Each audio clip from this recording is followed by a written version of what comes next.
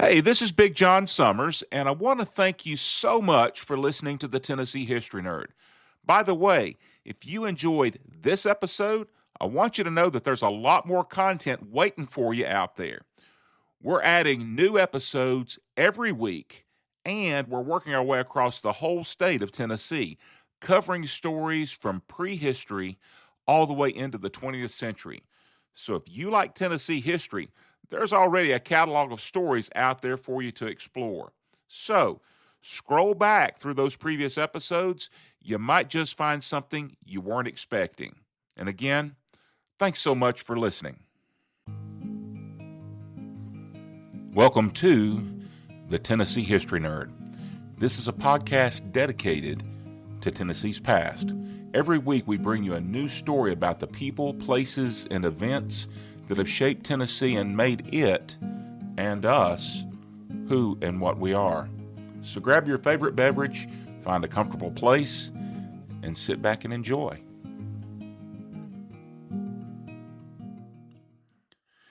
In the fall of 1784, there was a state inside the borders of what is now Tennessee.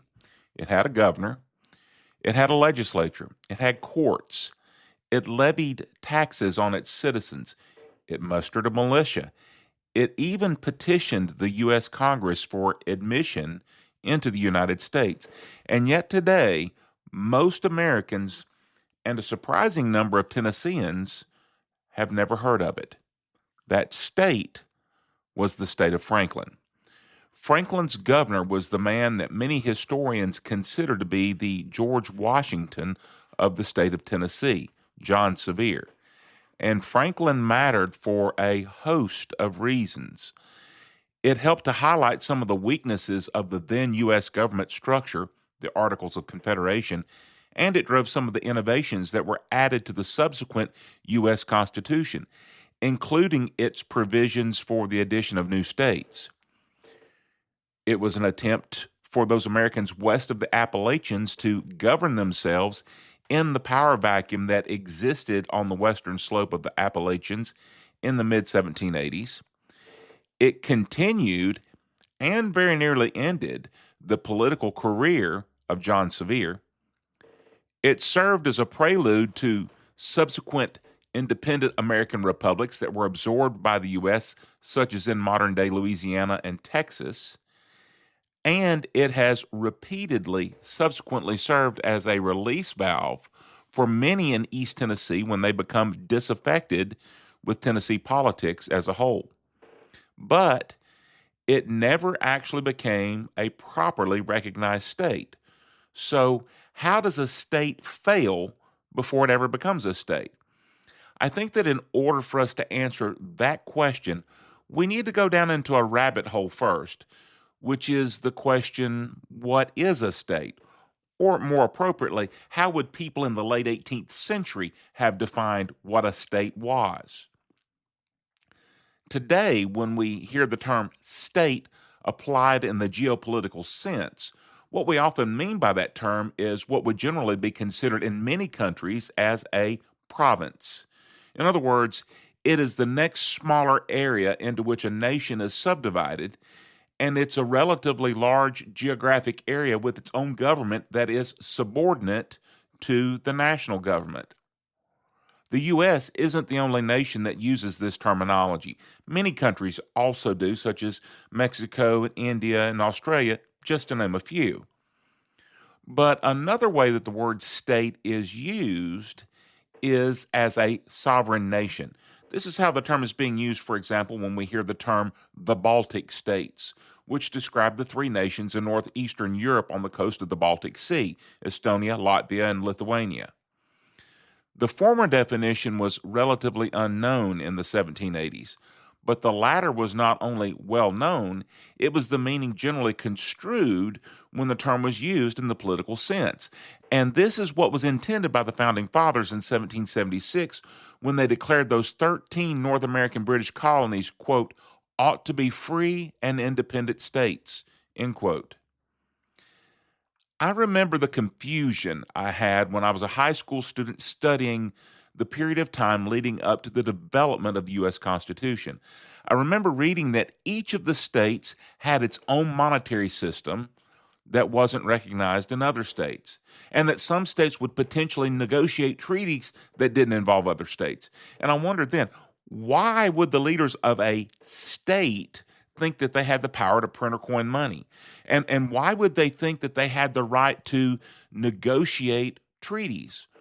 Well, the leaders of a province normally wouldn't presume to do those things, but nation states would and do. And the founding fathers even observed those things in the conclusion of the Declaration of Independence when they noted as, quote, free and independent states, they have full power to levy war, conclude peace, contract alliances, establish commerce, and to do all other acts and things which independent states may of right do, end quote. The first governmental structure the United States had, the Continental Congress, was a legislative body with representation from 13 independent states.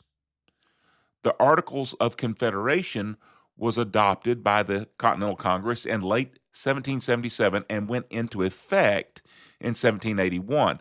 Now, that government structure created a Congress with only one house and with each state having a single vote. However, it wasn't a true national government as defined even by the founding fathers in the Declaration of Independence, in that it lacked the power to regulate commerce. Rather, it was intended to establish a, quote, firm league of friendship, end quote. In other words, it was a confederacy. Each of the individual states retained its own full national sovereignty. And this government remained in effect until the United States Constitution went into effect following its ratification in 1789. And to put things in modern context, the United States, under the Articles of Confederation, was much closer to being a mutually supporting military alliance, similar to our modern NATO, than it was the nation we know it as today. And it was during this period that the state of Franklin came into existence. That context matters because it helps to explain, first, what might otherwise seem to be some puzzling actions taken by North Carolina, the state that from the foundation of the United States had owned the lands claimed by the state of Franklin when it was formed. Secondly, who these men were who presumed to create their own state in this location, and thirdly, why they presumed to act in what today seems perhaps to have been a very arbitrary and capricious manner. So to start with, those puzzling actions taken by North Carolina aren't so puzzling when you understand all the context of why they were taking those actions. And those start with the fact that after the Revolutionary War, North Carolina, like many of the states, was strapped for cash. In June of 1784, they proposed to cede all their western lands which were not already allocated through land grants to the United States government to pay for their war debt. Now, in 1784, the government of North Carolina was not in a settled place. Following a pattern that began during the Revolution to avoid British interference, the North Carolina General Assembly met in multiple locations throughout the 1780s, including Hillsborough in the middle of the modern boundaries of the state, Fayetteville and Tarboro in eastern North Carolina, and New Bern all the way over on the East Coast. At that time, it was a long and incredibly difficult journey to travel from the lands across the Appalachians to eastern North Carolina and vice versa, and only somewhat better to Hillsborough. This journey would generally take days at the very least, and sometimes weeks to travel. And that was true for news, for military support, and for anything else that needed to reach the over-the-mountain settlers from wherever North Carolina's government was meeting at the time.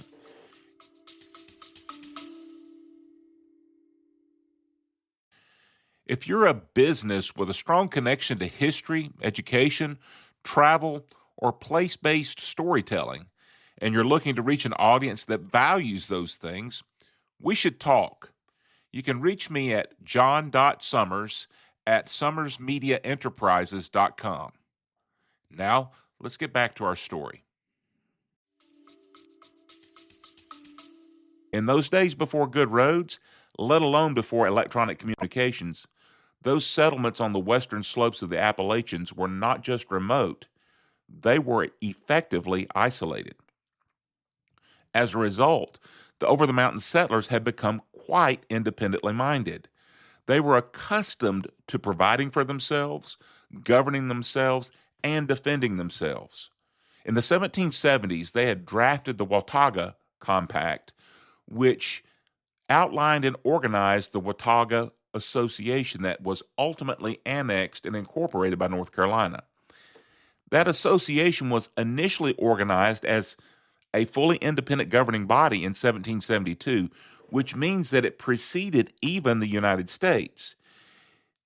It was viewed as both dangerous and illegal by the British Crown, and their lease of lands from the Cherokee tribe was additionally opposed by many within the Cherokee Nation as well, including the young chief Dragging Canoe. Ultimately, it was organized first as the Washington District in late 1776, and then later as Washington County in 1777 within the structure of North Carolina. But given their vast distance from New Bern and the other capital sites, they may have been largely out of sight and out of mind. So 1784's cession of North Carolina's western land to the U.S. government was of grave concern to these settlers. The lands included were everything to the west of the eastern border of Washington County. Adding to that was the fact that the United States did not immediately accept the offer of North Carolina's government to cede those lands, which left the over-the-mountain settlers in limbo and created a power vacuum. What did that mean for them? They'd lived on the land they occupied for years. A number of them had marched over the Appalachians and soundly defeated British forces at Kings Mountain during the Revolution. And given that these men had already created and administered the Watauga Compact a decade earlier, and then negotiated with the Cherokee, had defended themselves on the frontier, and then marched to Kings Mountain, creating another government was not an unthinkable act. It was something they had already done before. So in the summer of 1784, that's exactly what they did again. When news reached them of the decision of North Carolina, it felt like a betrayal. It was only 7 to 8 years since they'd agreed to allow the Watauga Association to be absorbed by North Carolina, and now here they were being abandoned by her. And even worse, there was no way to know what would become of their lands. Would they be forced off of them by another buyer? Would their property be open to land speculators? These hardy over-the-mountain settlers didn't wait to find out. Their delegates from 3 counties, Greene, Washington, and Sullivan, convened in Jonesboro in August 1784. John Sevier was there. He'd been active previously in the Watauga Association and was known for his actions at Kings Mountain. Also, there were a number of other veterans and landowners and ministers who believed that the time to govern themselves had arrived. They voted to create a new state, and they were going to call it Frankland. Now, the name Frankland was chosen because of its meaning. The term means land of the free, and that's exactly what they were striving to create with their efforts. But this time, it wasn't going to be a more or less local government the way that the Watauga Association had been. The revolution had been won, and those former colonies were each now independent nations.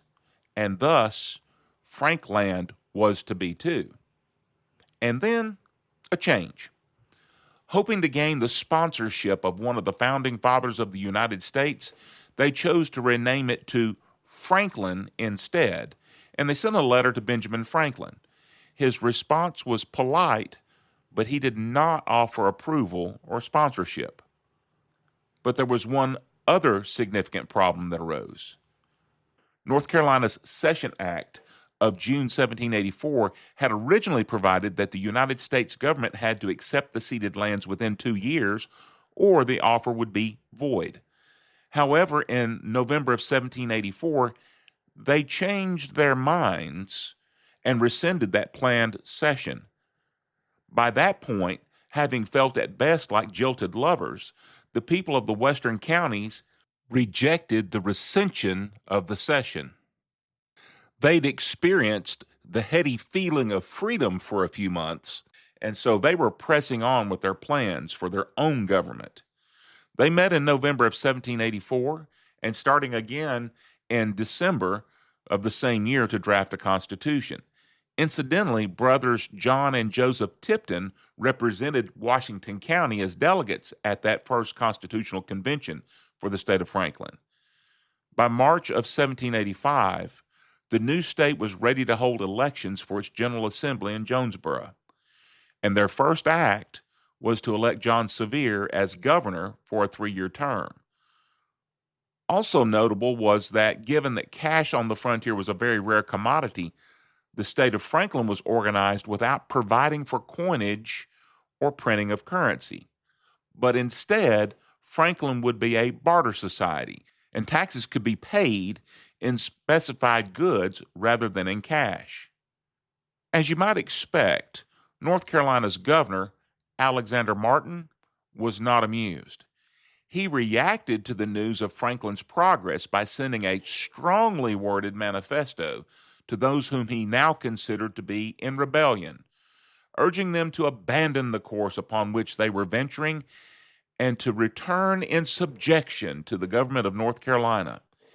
If they did not do this, he threatened that North Carolina, quote, may take satisfaction for this great injury received, regain her government over her revolted territory, or render it not worth processing, end quote. These were pretty strong words from a government that had already voted to give the territory away and then decided to snatch it back.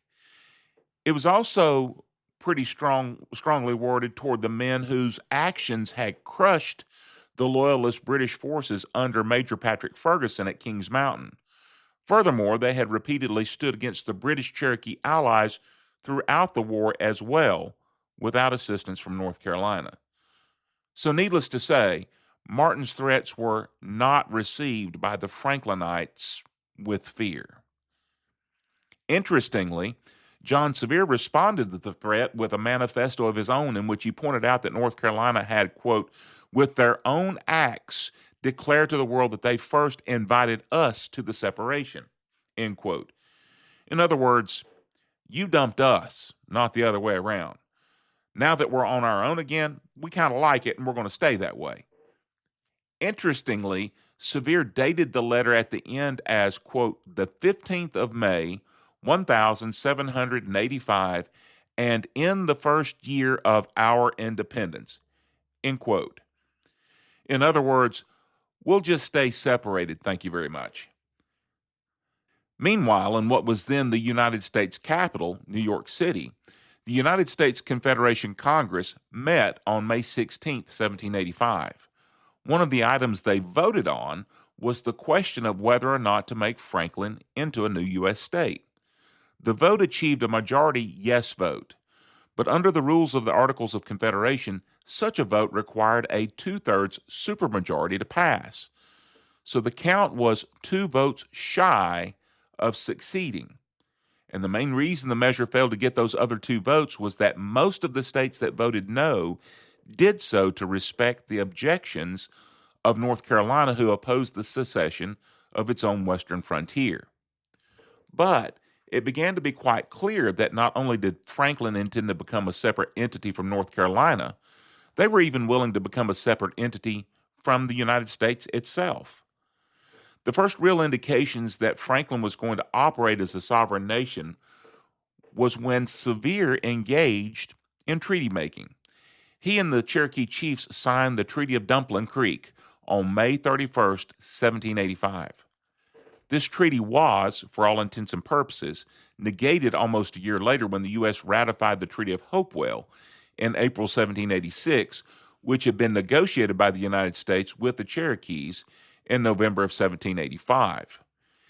In August of 1785, the Franklin General Assembly again met in Jonesboro. During this session, Blount County was created as a new county for the state, and it was determined to have a second constitutional convention. That convention met in November of 1785. A completely new constitution had been drafted by the minister, Sam Houston, not to be confused with the later governor of both Tennessee and Texas. This constitution was radically different from the previous constitution, and it was rejected outright. Ultimately, the original constitution was essentially what was adopted and ratified. And to accommodate the influx of new settlers in the region who were largely settling to the west, the capital of the state was moved from Jonesboro to Greenville.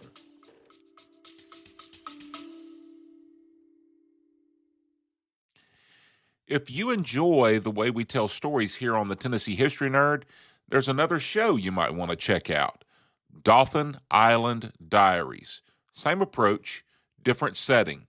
Stories from the Gulf Coast, rooted in place and built from the sources up. You can find it wherever you're listening right now. And now, back to our story.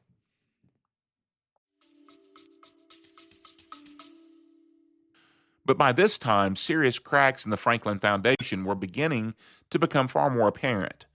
A number of the settlers in the area had remained loyal to North Carolina. Some of these, like the Tipton brothers, had voted against the Franklin Constitution both times. Evan Shelby was maintaining the North Carolina militia in the area, even as Franklin also had its own militia. Some of the Washington County residents continued to vote in North Carolina elections, even as Franklin was holding its own elections.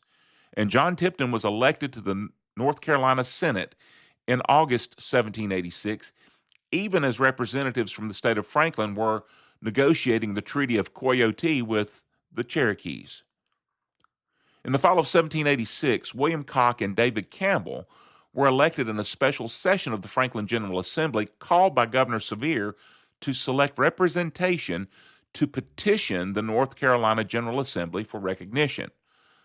Unsurprisingly, this petition was rejected in November of 1786. Throughout the next 2 years, the area claimed by the state of Franklin continued to be in almost a perpetual state of chaos. Two rival governments existed in the same geographic territory, both claiming to be the legitimate government. Both were levying taxes. Both were issuing governmental edicts that were often contradictory. Each had its own court system and courthouses. Each had its own officers and representatives. By this point, Sevier and Tipton had progressed from being mere political rivals to becoming full-blown enemies. Tipton had consistently voted with North Carolina and against Franklin in every assembly and convention in which he was a delegate. Sevier had been all in for Franklin once he overcame his initial reticence in August of 1784. Tipton had been initially in favor of Franklin, evidently, and had also been involved previously with Watauga. But whether his motives were truly loyalty to North Carolina or were jealousy of Sevier's popularity, he'd striven at every turn to impede Franklin's success. Tipton and Sevier's opposition increasingly moved from simple rivalry into physical action against one another. They began to engage in what are sometimes called the courthouse wars, in which Sevier evidently struck first, but then each began to create obstacles for the efficient operation of the rival government. First one and then the other raided the other government's courthouses to confiscate its records and then destroy them. Frankly, those actions then helped to create one of the biggest challenges historians face today. Many of Franklin's records simply no longer exist. Given that both governments were levying taxes and none of the citizens really knew whose authority to respect, those citizens basically had four options: pay Franklin, pay North Carolina, pay both, or pay neither. Increasingly, citizens were choosing the last option.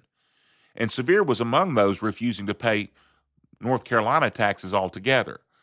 Of interest for those who endorsed it, if not for its effectiveness, In late 1787, another petition was sent to the North Carolina legislature requesting that Franklin's independence be recognized. This petition was ignored, but two notable signatures were among those on that petition: Archibald Roane and Andrew Jackson. Another thing that happened in late 1787 that's quite interesting is that Governor Sevier called up the Franklin militia for the purpose of joining the Georgia militia in an attack on the Muskogee and the Cherokees. However, Georgia ended up making peace with those tribes before the act had occurred. Had this plan gone forward, though, Georgia was planning afterward to give the Muscle Shoals area to the state of Franklin. What's interesting about all this is that, first of all, Franklin was acting like a sovereign nation, creating alliances with another sovereign nation neighbor. And Georgia was acting the same way toward Franklin. Secondly, had this come to fruition, Franklin would have had control of the headwaters of the Tennessee River as well as the Big Bend area around Muscle Shoals. That matters because in the days before good roads, the major navigable rivers were the major highways. And the importance of what Sevier and the state of Franklin were attempting to achieve by gaining control of Muscle Shoals would have been controlling access to the waterways to the Gulf of Mexico, whether all the way to the Ohio River and down the Mississippi to New Orleans, or by a portage route from the Tennessee River across to the Tombigbee River down to the Mobile-Tensaw Delta and the Mobile Bay. When the implications of what they were working to achieve are considered, it becomes evident that Sevier and the state of Franklin were thinking bigger than just a few counties on the western slope of the Appalachians. But by early 1788, things were coming to a head. In February 1787, John Tipton, who was already a colonel in the North Carolina militia, had been appointed as one of the Washington County Court Justices for the state of North Carolina.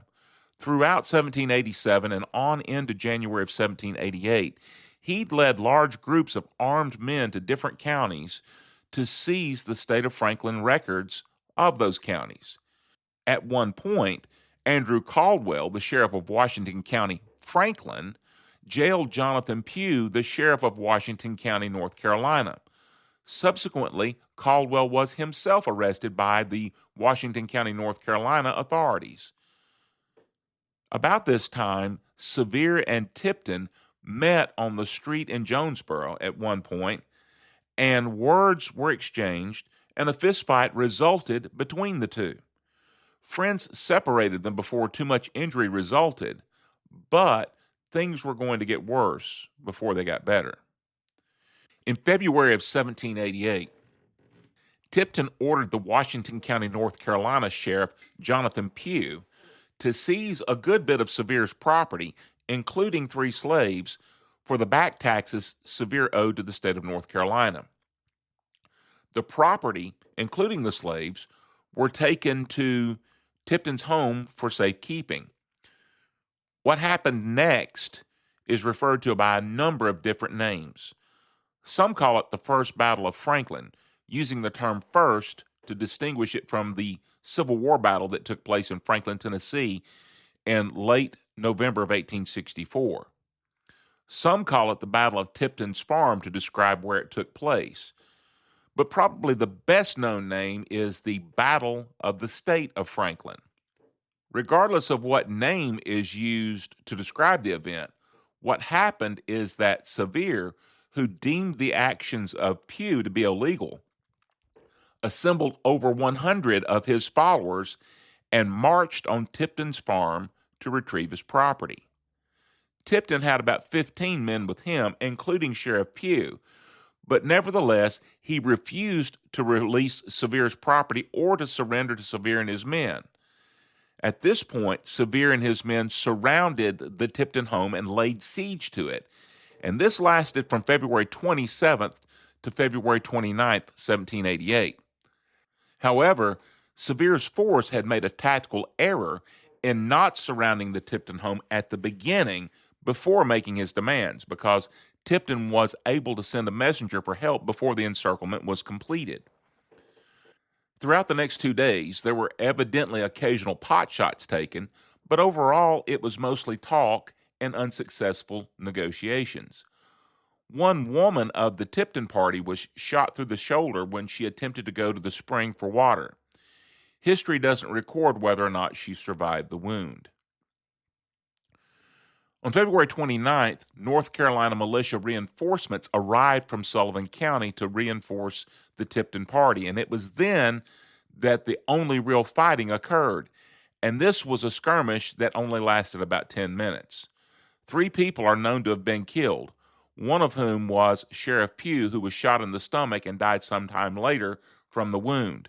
Sevier and his men ultimately retreated. The next day, on March 1st, Sevier's term as governor of Franklin ended. No other person ever was elected to replace him. By all rights, that should have ended Sevier's role as the official leader of the Franklin experiment. However, this is where Sevier's involvement in the history of the state of Franklin becomes the most questionable and controversial. In the spring and summer of 1788, Sevier led the Franklin militia in attacks against the Cherokee and Creek Indians. And even more controversially, Sevier began to negotiate in the summer of 1788 with Spain for a potential alliance between the Spanish crown and the state of Franklin. At this point, Sevier no longer was operating in any official elected capacity for the state of Franklin. But had Sevier been successful, he would have secured solid routes to the Gulf of Mexico. Whether one went the length of the Tennessee River to the Ohio River to the Mississippi River through to New Orleans, or if one went to the Tennessee River to just past Muscle Shoals and then overland to the Tombigbee to the Mobile-Tensas Rivers and the Mobile Bay, in 1788, both ports were controlled by the Spanish. So again, it appears that Sevier was looking at a potential expansion of Franklin and its influence on the world stage. And from the Spanish perspective, they were looking for a buffer, something to serve to stanch the alarming flow of U.S. settlers into what came to be known as the Old Southwest. But in July of 1788, North Carolina Governor Samuel Johnston issued a warrant for Sevier's arrest on the charge of treason. What is of interest to us today is that the charge of treason was not for treason against the United States. It was treason against the sovereign state of North Carolina. This further illustrates that unique set of circumstances that were the conditions of that period of time.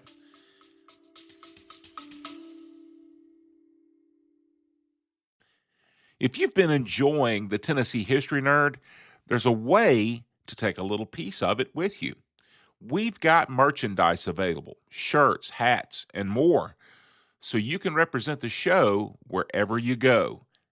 You can check that out at summersmediaenterprises.com/merch. And as always, thanks for listening. Now, let's return to the story. On October 10th, 1788, a group led by John Tipton located and arrested Sevier. He was then sent under guard to Morganton, North Carolina, to be tried on the charge of treason. What happened next is unclear, and there are several conflicting stories about this period, but what is clear is that Sevier never stood trial for treason, and he was released. Even then, Sevier hadn't completely given up on Franklin. In early January 1789, he fought against the Muskogee and the Cherokee again under the name of the state of Franklin.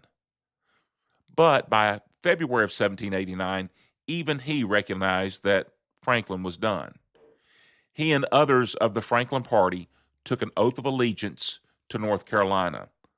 The state of Franklin was no more. But the epilogue is as intriguing as the state of Franklin itself.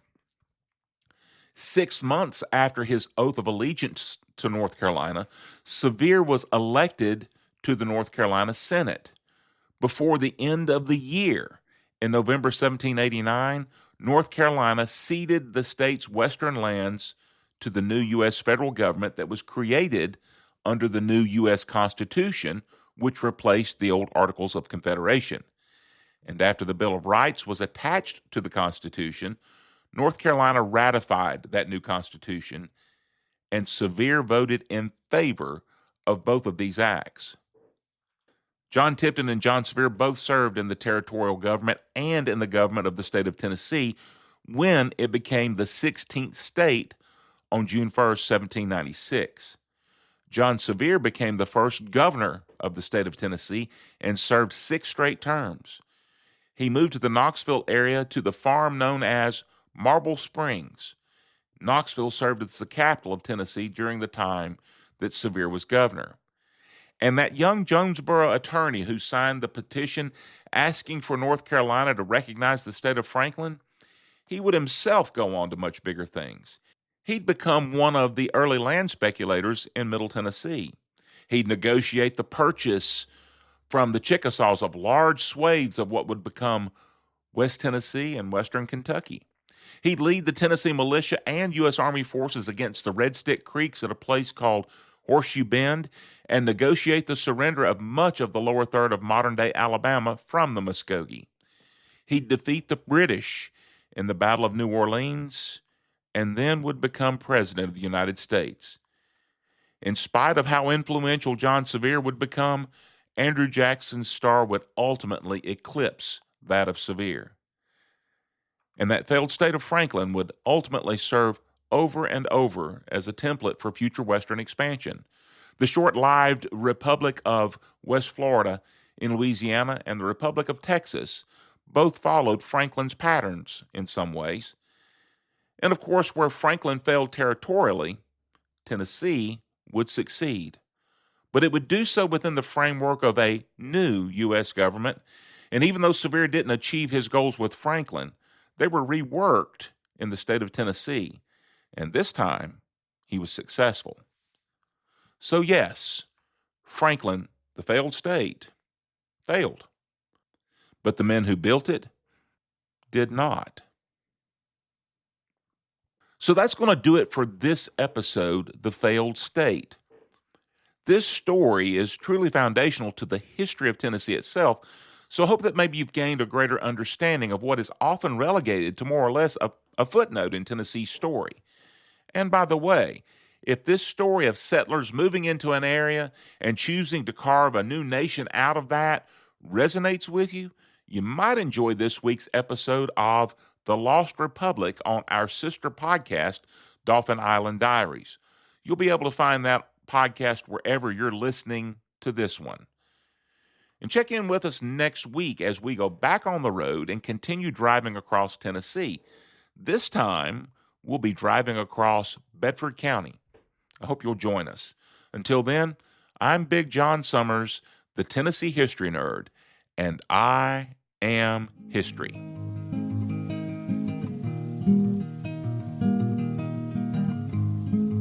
So before we close up the shop completely today, I want to take just a few moments, as always, to share with you the sources that informed this episode.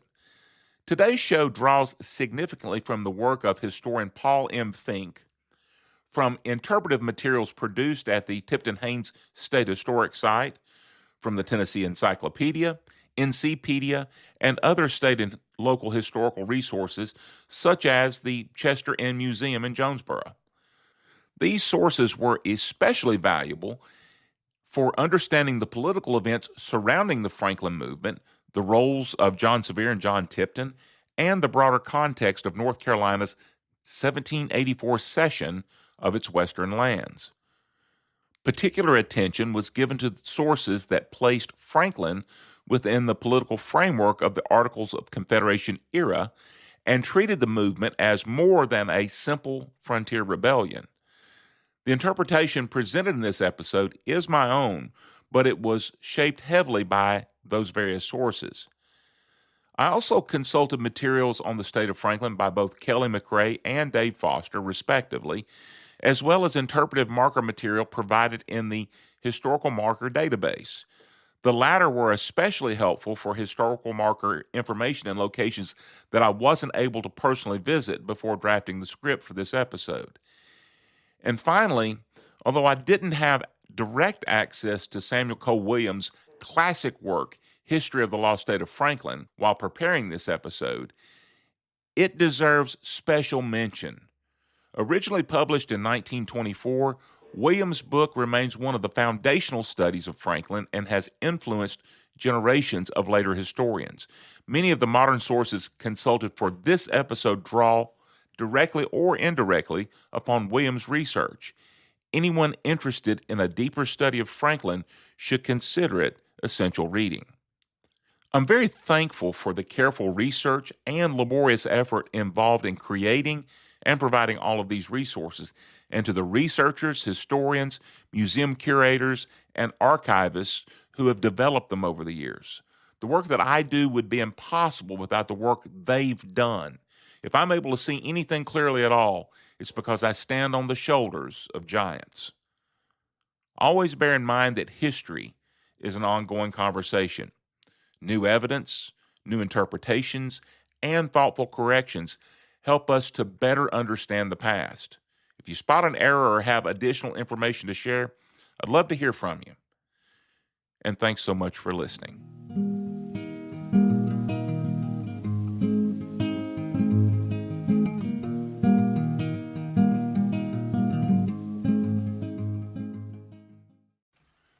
The Tennessee History Nerd is part of Summers Media Enterprises.